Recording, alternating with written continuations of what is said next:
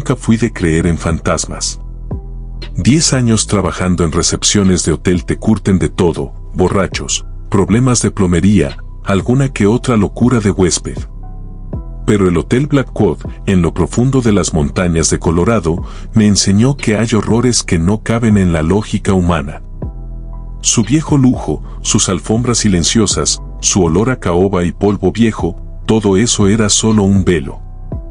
Mi turno de noche, siempre monótono, se rompió una madrugada. Eran las 2:15. Un golpe seco, metálico, resonó desde el tercer piso. No era el ruido habitual de una puerta o una maleta. Era más contundente, como algo pesado y hueco chocando contra un muro. Miré las cámaras. Nada inusual.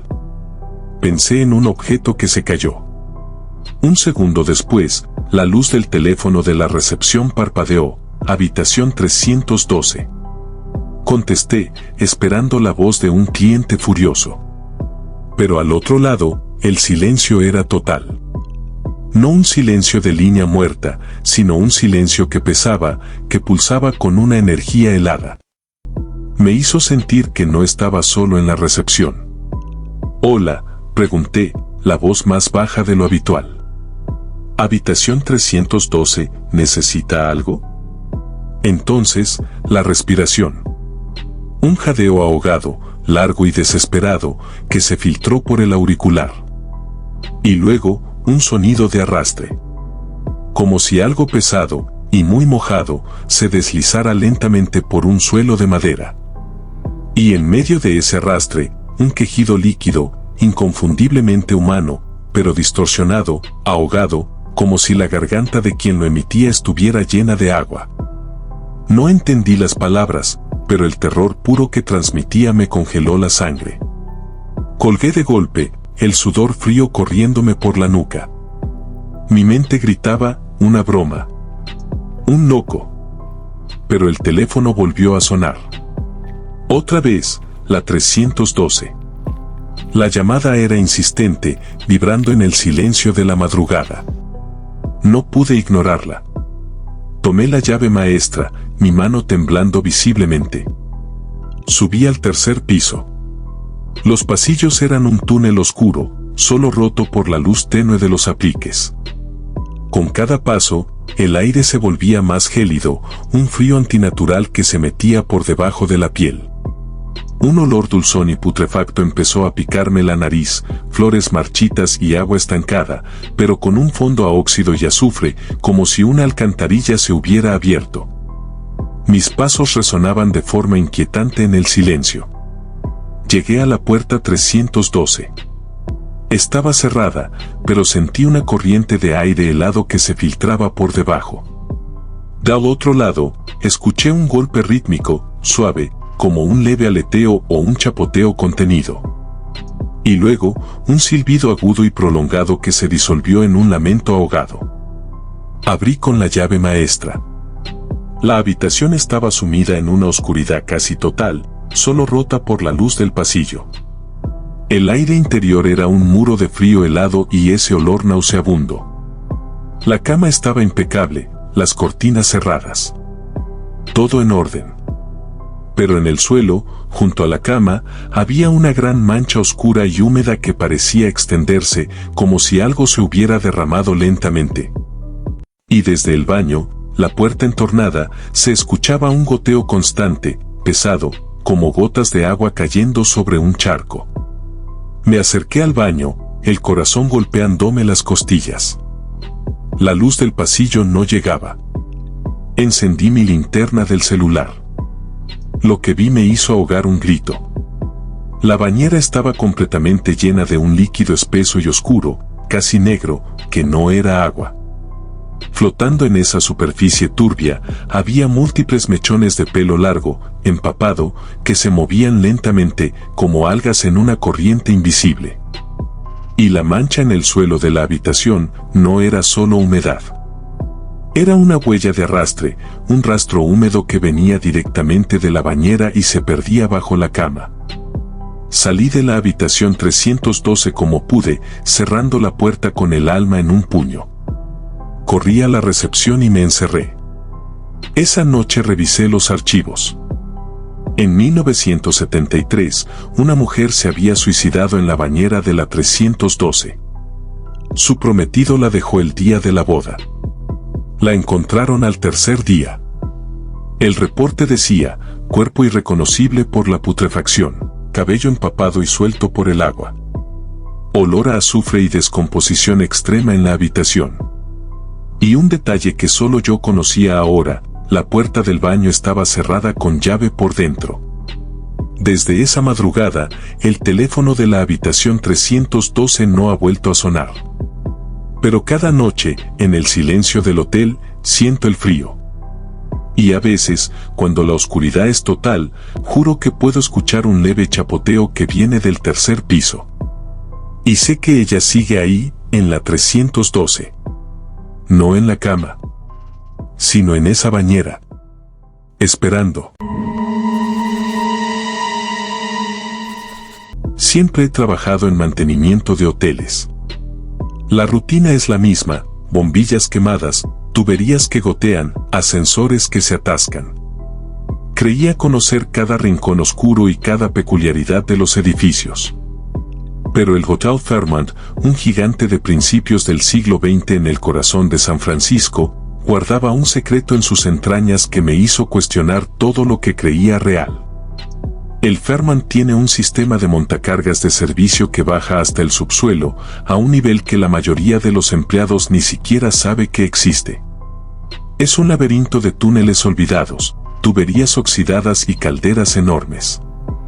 Mi supervisor, un tipo gruñón que llevaba décadas allí, me advirtió, nunca vayas al subsuelo a partir de la medianoche. Nunca. Y si el montacargas se detiene solo, no intentes forzarlo. Yo, por supuesto, no le di importancia. Pensé que era una superstición de viejo.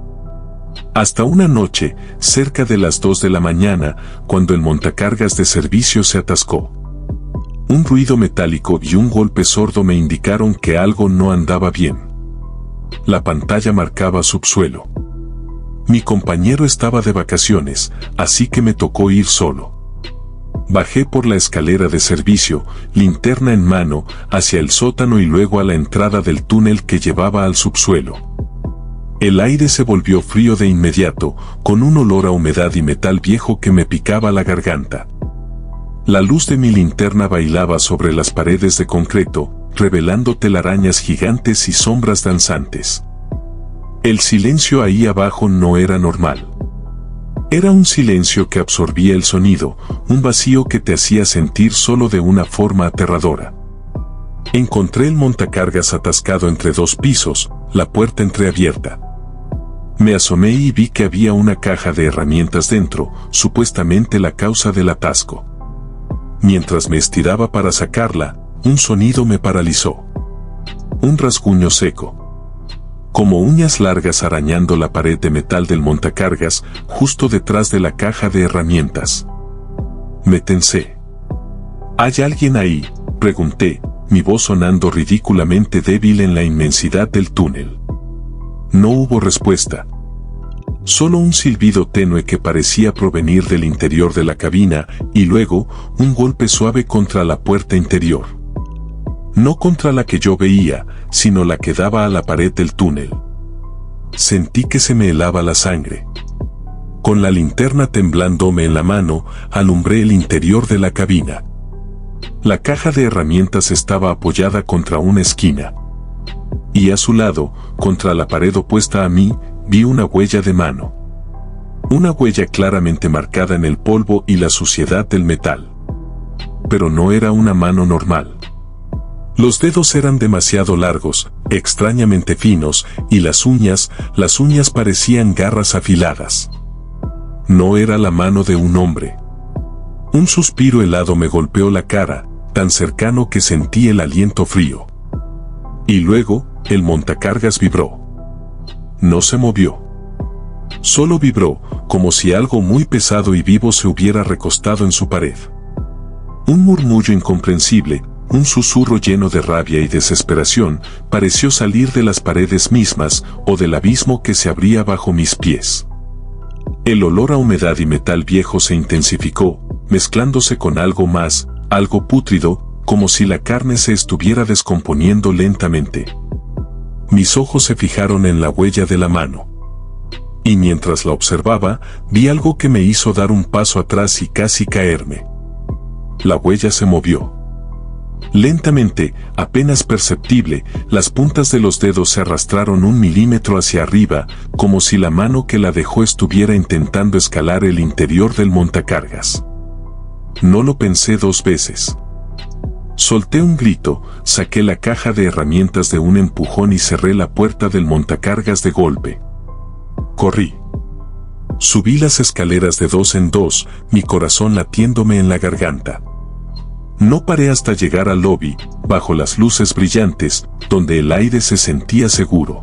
Al día siguiente, nadie me creyó. Dijeron que fue el cansancio. Pero yo sé lo que vi y lo que sentí. Los archivos del hotel no hablan de muertes en el subsuelo.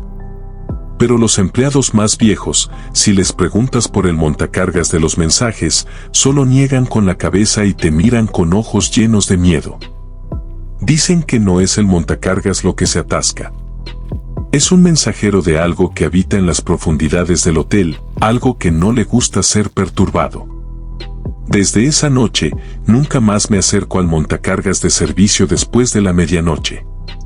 Y cada vez que paso por delante de él y escucho el leve zumbido de sus cables, me pregunto qué tipo de mensaje estará esperando o qué huellas inhumanas dejará en sus paredes. Nunca me gustó dormir con la puerta del armario abierta. No es por miedo a los monstruos infantiles, es por la oscuridad. Esa oscuridad que parece absorber la luz, que se siente más densa que el resto de la habitación.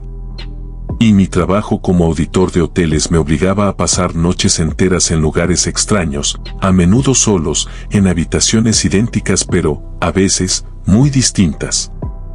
Lo que me pasó en el Hotel Davenport, en Spokane, Washington, me enseñó que la oscuridad, a veces, te mira de vuelta. El Davenport es un hotel antiguo y majestuoso, con una historia gloriosa y, como descubrí, unos cuantos rincones donde lo viejo se niega a marcharse. Llegué tarde esa noche, cansado, solo quería revisar mis papeles y dormir. La habitación era amplia, con una cama enorme y, justo enfrente, un armario empotrado con puertas de espejo. Lo normal. Me duché, puse el pijama y me senté en la cama con mi laptop. Estaba revisando unos números cuando el aire en la habitación cambió. Se volvió pesado, como si la humedad de la ducha se hubiera triplicado de golpe. Y el frío. Un frío repentino, concentrado, que se me pegó a la piel a pesar de la calefacción.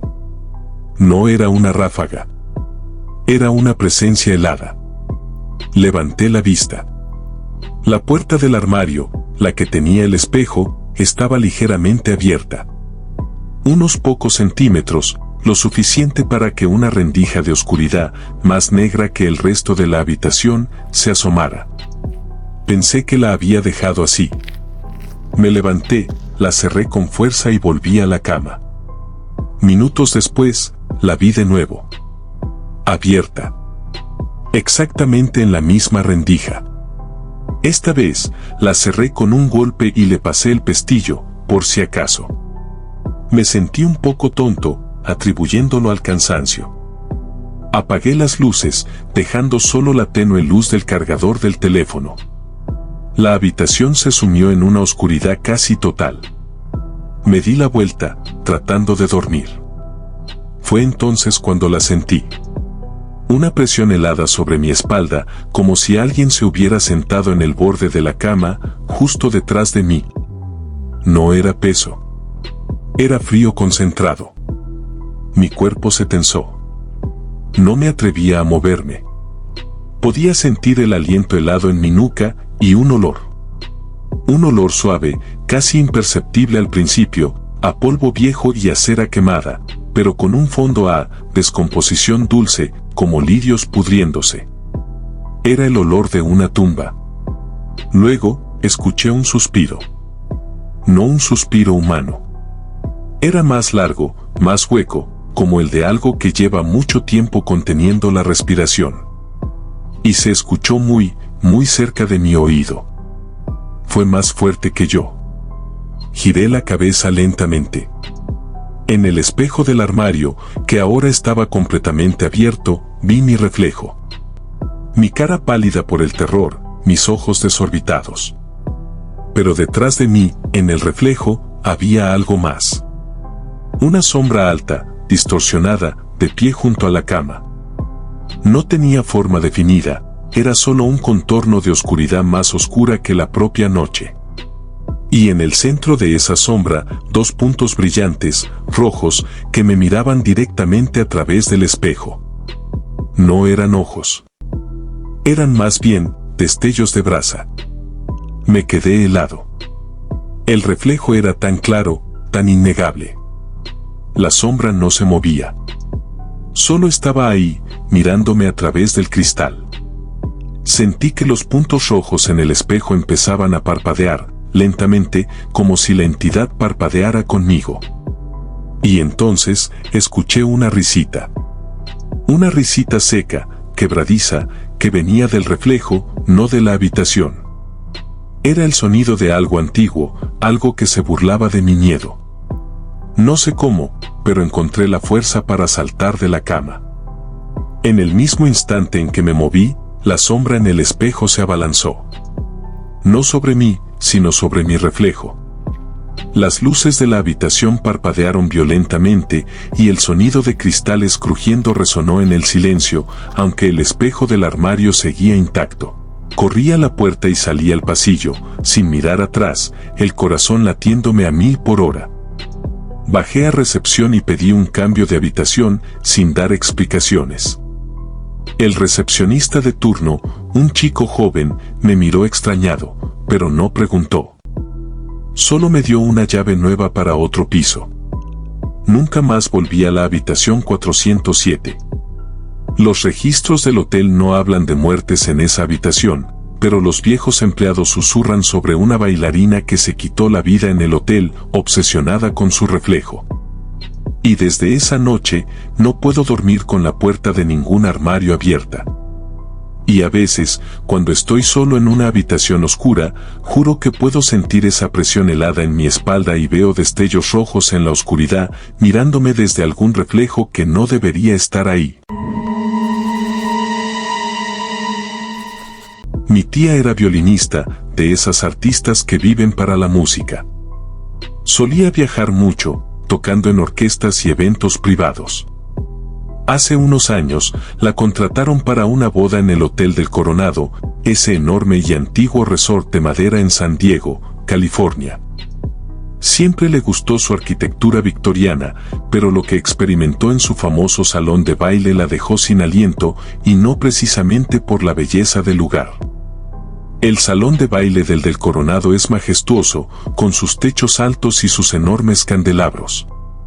La boda era por la noche, y mi tía llegó temprano para los ensayos. El grupo era pequeño, así que el lugar estaba casi vacío, solo ellos y el staff del hotel preparando las mesas.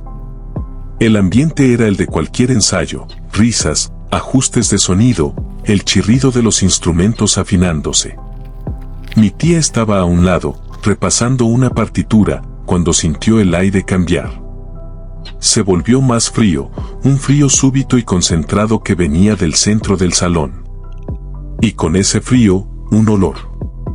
Un aroma a polvo antiguo y a perfume floral rancio, como el de un tocador que lleva décadas sin usarse. Miró a su alrededor. Los demás músicos no parecían sentirlo. Luego, la música. No la que estaban ensayando. Empezó de forma muy tenue, casi inaudible, como si viniera de muy lejos. Era una melodía antigua, de vals, de esas que se tocaban a principios del siglo XX. El sonido de un piano, de violines, de flautas. Una orquesta completa, pero sonando como un eco fantasmagórico. Mi tía dejó caer su arco. Los demás músicos la miraron extrañados. ¿Qué pasa?, preguntó el director. Mi tía no pudo responder. Solo señaló hacia el centro del salón. Para ella, la música era ahora fuerte, clara, llenando el espacio con esa sinfonía espectral. Y entonces, los vio. Aparecieron lentamente, como si la niebla se solidificara. Parejas vestidas con trajes de época, moviéndose al compás del vals. Hombres con levitas, mujeres con vestidos largos y vaporosos, sus siluetas pálidas y semitransparentes. Bailaban sin hacer ruido, sus pies flotando apenas sobre el suelo, sus rostros serios, congelados en una expresión de melancolía. Eran figuras del pasado, atrapadas en su propio baile eterno. El miedo le trepó por la garganta. Eran muchos, quizá unas 20 o 30 parejas, llenando el salón que un momento antes había estado casi vacío. Podía sentir el frío que emanaba de ellos, y el olor a perfume rancio se hizo insoportable. Intentó hablar, gritar, pero la voz se le había atorado. La orquesta fantasmal llegó a un crescendo, una explosión de sonido etéreo. Las parejas bailaron más rápido, girando, sus siluetas volviéndose más nítidas, sus ojos hundidos fijos en el vacío. Mi tía cerró los ojos, rogando que fuera una ilusión, que desaparecieran. Cuando los abrió de nuevo, la sinfonía se detuvo abruptamente. Las parejas se quedaron inmóviles, congeladas en medio de un paso de baile, como si el tiempo se hubiera detenido para ellas. Sus cabezas se giraron, lentamente, y sus ojos huecos se clavaron en mi tía.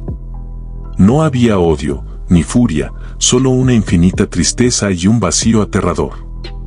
Era una mirada que decía, estamos aquí. Siempre hemos estado aquí. Y entonces, un solo violín, de la orquesta espectral, emitió una nota final. Larga, melancólica, una nota que resonó en el salón. Cuando el sonido se desvaneció, las figuras también lo hicieron, una a una, disolviéndose en el aire, como humo que se disipa. El salón volvió a ser el mismo de antes. Solo los músicos, el staff y el silencio. Mi tía se desmayó. Cuando se recuperó, nadie le creyó. Dijeron que fue el estrés, el cansancio. Pero ella sabía lo que había visto. Los registros del hotel hablan de una gran tragedia en ese salón décadas atrás, un incendio que cobró muchas vidas durante un baile de gala. Desde esa noche, mi tía nunca más volvió a tocar en el Hotel del Coronado. Y cada vez que escucha un vals, o cuando el aire se vuelve frío sin razón, jura que puede oír el eco de esa sinfonía congelada y ver las siluetas pálidas de aquellos que, a pesar de la muerte, siguen bailando su baile eterno en la oscuridad. Mi trabajo como reportero me ha llevado a lugares remotos, a pueblos donde el tiempo parece haberse detenido. Una vez, me enviaron a cubrir una historia en un pequeño pueblo minero abandonado en Nevada, casi un pueblo fantasma. El único lugar para quedarse era un hotelito viejo y desolado, el Theodore Ghost Inn. El nombre ya debería haberme dado una pista. Era un edificio de madera roída por el sol, con un letrero oxidado que chirriaba con el viento. La recepcionista, una señora mayor con ojos cansados, me dio la llave de la habitación 7. Es la única disponible, dijo con una sonrisa tensa. Y la más silenciosa. Yo solo quería dormir. La habitación 7 era pequeña, con una cama individual, una ventana que daba a la nada y un armario de madera oscura. El aire estaba viciado, con un olor a polvo, humedad y un leve toque metálico, como a sangre seca. Dejé mi maleta y me tumbé. El silencio era absoluto. Demasiado absoluto. Esa noche, el sueño no llegó. Podía escuchar mi propia respiración. Y luego, algo más. Un murmullo distante, apenas audible. Al principio, pensé que era el viento, o tuberías. Pero el sonido se hizo más claro. Eran voces. No palabras, sino un murmullo constante, como un eco de conversación lejana, un murmullo de varias personas hablando a la vez. Me levanté. Las voces parecían venir del pasillo. Abrí la puerta de la habitación y miré. El pasillo estaba completamente vacío, oscuro, con las bombillas parpadeantes. El eco de las voces se detuvo. Cerré la puerta. Y justo al momento, las voces volvieron, esta vez, dentro de mi habitación, como si estuvieran justo al lado de mi oído. Eran susurros, incontables voces, todas hablando al mismo tiempo, en un idioma que no reconocía, pero con un tono que transmitía desesperación, angustia y un miedo profundo. El frío me envolvió. Era un frío que calaba los huesos, más intenso que la temperatura del desierto. Podía sentir una presencia inmensa en la habitación, como si estuviera llena de gente invisible. Me senté en la cama, paralizado por el terror. El murmullo crecía, envolviéndome, haciéndome sentir que mi propia voz se ahogaba en ese coro espectral. Intenté taparme los oídos.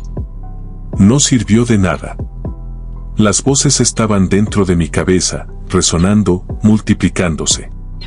Podía oler el mismo aroma metálico y a polvo, ahora más fuerte, mezclado con un hedor a sudor frío y a putrefacción.